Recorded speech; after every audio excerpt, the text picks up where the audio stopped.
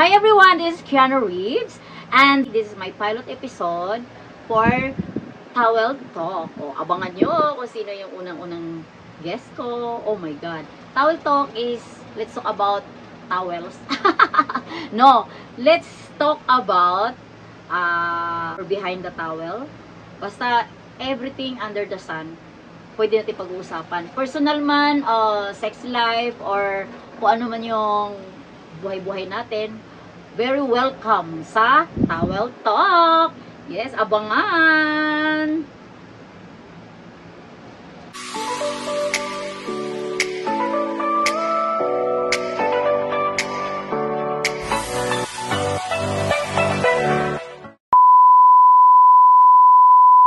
Ayun na everyone! Diba, sabi ko, sino ang first guest ko ngayon sa Towel Talk? Aaron Henry Cruz. O, diba? Mag-hi ka sa mga subscribers natin. Hello po, good evening po sa inyong lahat. Evening ba? Evening. Morning. Morning na. Madaling araw na eh. Hindi. Si Aaron kasi, bakit siya yung pilot guest ko? Kasi si Aaron kasi, nakakita kasi kita sa gines ka ni Ojo Diaz. Aba. About doon sa issue ni Bong Navarro, yung nakakulong pa siya noon. Aba. So nagiging interesado ako. Sabi ko, parang gusto ko si A ang iuna kong i-pilot. Saka bagay na bagay din sa iyo yung concept na to na oy, pinagalaban. Gusto ko paggalawin ko rin sa akin ha. Di bagay na bagay sa iyo dahil medyo sexy ang concept natin ngayon. So game ka naman, di ba? Yes, game na game. Oh, game naman daw si A. So, like what I've said, lahat ng tanong under the sun, walang bawal. Wala pong bawal kasi nasa tamang edad naman po. Ay, taray, palaban, yes. O, mag-hi din ako sa vlog ni A. Hello po. Ayun. Sana dadami ang mga subscriber ni A at sabay tayo. Yes. Kasi ako medyo nagpahinga kasi ako dahil na-busy ako sa negosyo. Eh ngayon, na marami nagsasabi sa akin na, uy, bumalik ka na magbablog. Oo. So, ayun. So, ngayon, ang vlog ko is chill lang. Parang walang stress dito, walang pressure. Usapang, lang to, usapang matured. Matured, yes. Oo, diba? Tama. So, yun na nga. So, kain ka muna. Yeah, Kasi sure. hindi ka pa kumain eh. Parang, ano ba kinakain mo? Kahit nakaupo, lumalabas pa rin yung abs. Hindi ka kumakain ng baboy? Minsan. Pero, Protein meat. gano'n ka ka-addict sa gym? 3 times a day. Ay, okay naman yan. 3 times a day. 3 times a day. So, paano hindi ka na Pag nasa mood. Okay, kung yung gym is 3 times a day, paano naman yung sex life mo? Mayroon ka pang time doon? Wala nga pong time eh kasi iniwan eh. Ay, iniwan? Ay, yun na nga tayo eh. Iniwan sa ere. Ang aga ha? Magsimula na ba tayo? O sige, alak muna. O sige, mayroon tayong games. Ito, mayroon tayong dito, hugot-hugot. Maghugot-hugot ka dito kasi, syempre habang nagkikwentuhan tayo, dito na lang manggagaling ang questions. Ang question na to is, galing pa to sa ibang bansa. Talagang, yung lahat ng mga friends ko, anong gusto niyong itanong kay A? Sabi niya, ayun eh. So, kinuha ko, galing sa kanila to.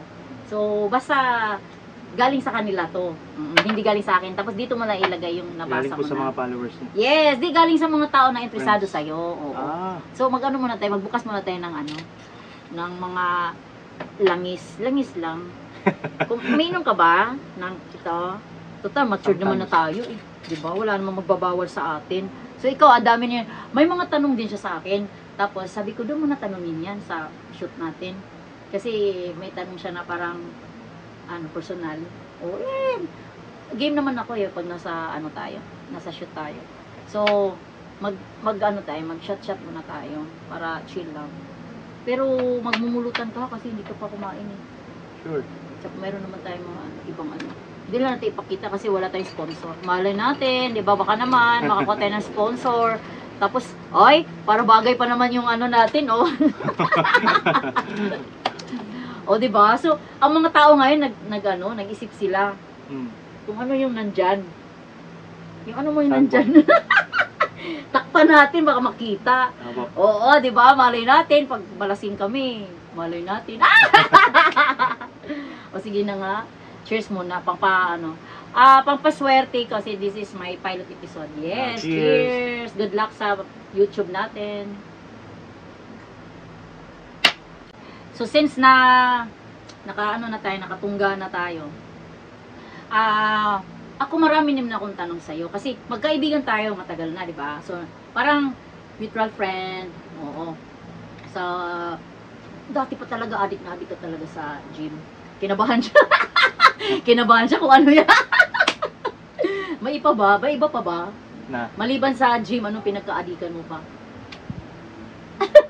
Sa ngayon, yun lang po muna eh. Pero out naman yung nangyari sa'yo, di ba? Yung medyo napunta ka sa hindi magandang landas. Yes. Okay. Pero after nun, mga ilang buwan ka na ano? Pwede natin sabihin?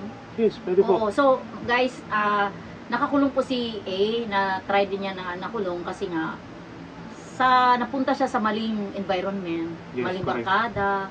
So, doon sila naging kaibigan ni Bong Navarro. Yes, opo. So, doon siya na-interview ni OG Diaz kasi pagkakaalam ko parang hindi ka daw makalimutan ni Bong. Bakit?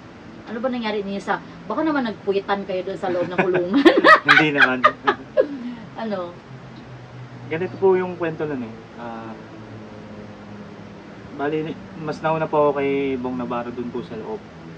Gano'n ka nakatagal nung bago siya napasok? Mga 3 years. Uy, ang tagal mo na pala. So, 3 years po ako sa loob. Kaya pala hindi na kita nakikita. 3 years mahigit na dumugtong pa yung mga dumang taon.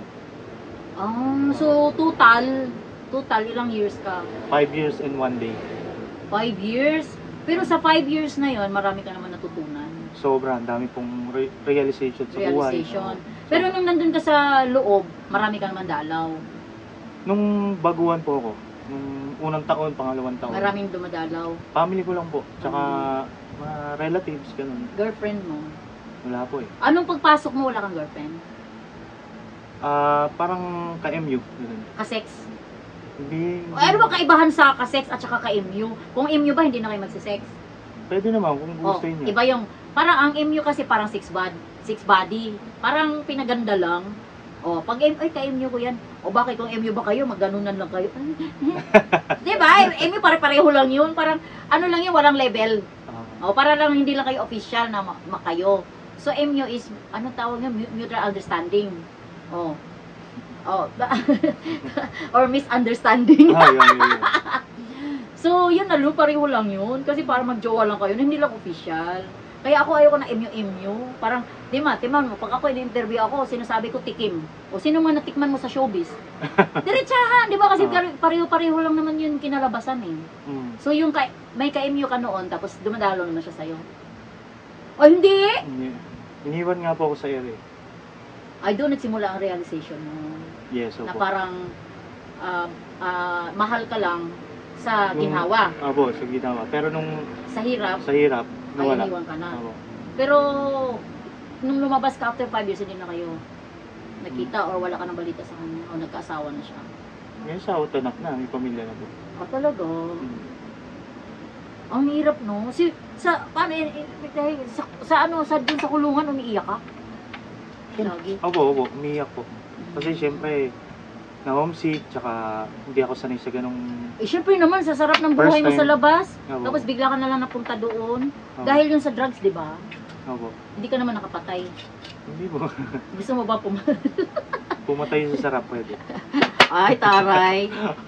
Hindi, actually, hindi ka naman nag-iisa eh. Marami namang kagaya rin sa yun na napunta rin sa ano. Ikaw lang, open ka lang. Open po ako. Tsaka, willing po ako humarap sa maraming tao na sabihin ko po sa kanila na nagkamali. Acquitted po ako. Nanalo ako sa kaso. Wow! Ay, congrats! Oo, nanalo pala siya sa kaso. So, sige. Inaano ko lang pinapagaan ko lang yung sitwasyon kasi yung mga tao magtaka bakit siya yung guest, bakit hindi naman lahat nakapanood kay OG Diaz. So magtaka sila kung bakit ikaw yung ginuest ko for this pilot episode. Kasi ang buhay niya sobrang interesting. Nakita niyo naman, tingnan mo, tapos ilang pandesal. Oo, di ba? Tapos itong mukha na to, magkakamali din pala tayo. Hindi lang na na porkit, ay, gwapo, maganda ang katawan, hindi na tayo pwedeng gumawa ng mali. So, ang kasalanan is walang pinipili. Mapangit ka man o magwapo. Pag nagkamali is, pananugatan mo talaga sa batas. Oo. So, ano ba talaga yung istorya? Paano nangyari na parang, ang nabalitaan lang namin na nahuli ka? Ano ba yung istorya totoong nangyari talaga? Way back July 16, 2019, may nagchat po sa akin. Pandemic ba yun? Hindi. O wala pang pandemic? Wala pa pong Anong pandemic. nangyari? May nagchat po sa akin na girl. Sabi niya, tara, gimmick tayo, inom tayo, ganyan. So, sobrang kulit niya, chat siya ng chat, tawag siya ng tawag. Then, siya talaga namimilit? Opo. Siya. Then, napapayag na ako kasi makulit nga po siya. And then, ayun, sinundo niya ako sa baba ng kondo. Pagbaba ko ng kondo. Baka makita yung ano mo, bubaka ka dyan. Tapos? Pagbaba ko ng kondo, ayun, doon ako inakbayan ng mga nakasibilyan na pulis. Tapos sinakay ako sa car. Unang nakuha yung girl. 12 midnight pa lang nakuha na yung girl. Ako, 3 AM ako nakuha. Hindi kami sabay nakuha. Wait, pero, real to kasi galing ka na dun eh. Para lang clear. Gumagamit ka ba o hindi? Hindi.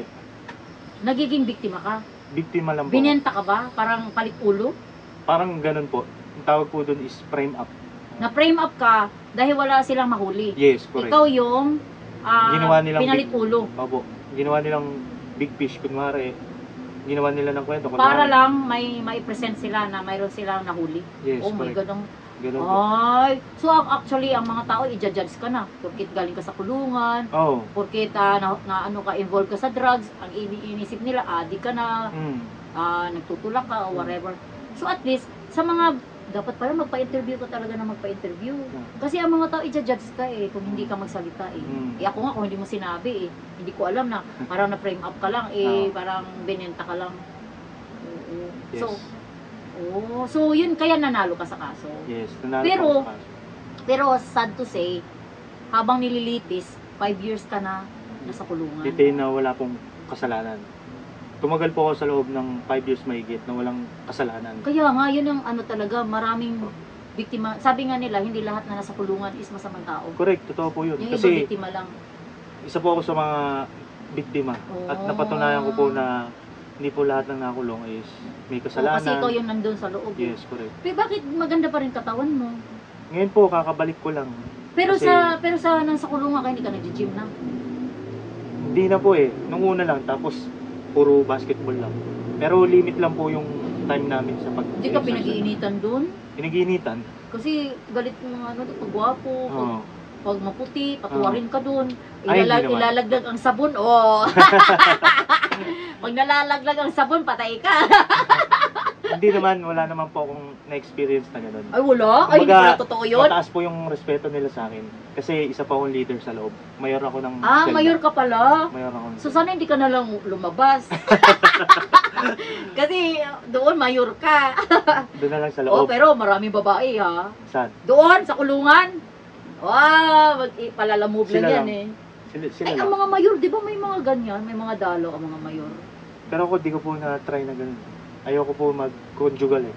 Tawag po doon is conjugal. Conjugal ang tawag. Kunyari, may yung isang preso, may asawa siya.